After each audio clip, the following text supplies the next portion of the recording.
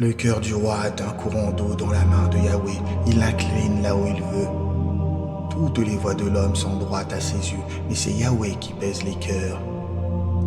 Pratiquer la justice et l'équité vaut mieux pour Yahweh que les sacrifices. Les regards arrogants et le cœur orgueilleux, cette lampe des méchants ne sent que péché. Les projets du diligent mènent à l'abondance, mais celui qui agit précipitamment ne récolte que la disette. Les trésors obtenus par une langue mensongère sont une vanité fugace, l'avant-coureur de la mort. La violence des méchants les emporte, car ils refusent de faire le droit. L'homme coupable suit des chemins tortueux, mais l'innocent agit avec intégrité. Mieux vaut habiter au coin d'un toit que de partager la demeure d'une femme querelleuse. L'âme du méchant désire le mal, même son prochain ne trouve pas grâce à ses yeux. Quand on punit le moqueur, le sot devient sage, et quand on instruit le sage, il accueille la science. Le juste observe la maison du méchant, Yahweh renverse les méchants dans le malheur. Celui qui ferme son oreille au cri du pauvre criera lui-même et n'aura pas de réponse.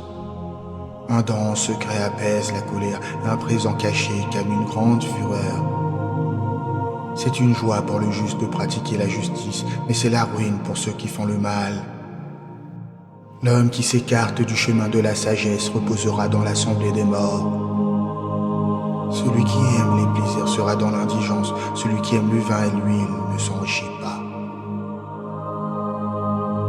Le méchant sert de rançon pour le juste et le traître pour les hommes droits. Mieux vaut habiter dans une terre déserte qu'avec une femme querelleuse et irritable. Il y a de précieux trésors et de l'huile dans la demeure du sage, mais l'homme insensé les engloutit. Celui qui poursuit la justice et la bonté trouvera la vie, la justice et la gloire. Le sage monte dans la ville des puissants et abat la forteresse en laquelle ils avaient confiance.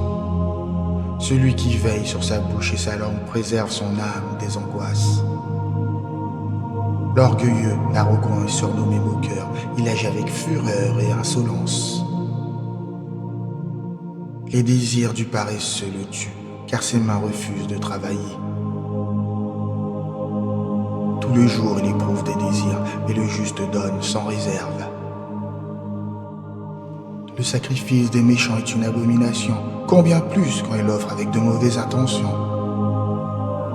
Le témoin menteur périra, mais celui qui écoute témoignera pour toujours.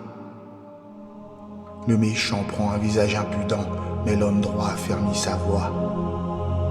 Il n'y a ni sagesse, ni intelligence, ni conseil qui puisse s'opposer à Yahweh.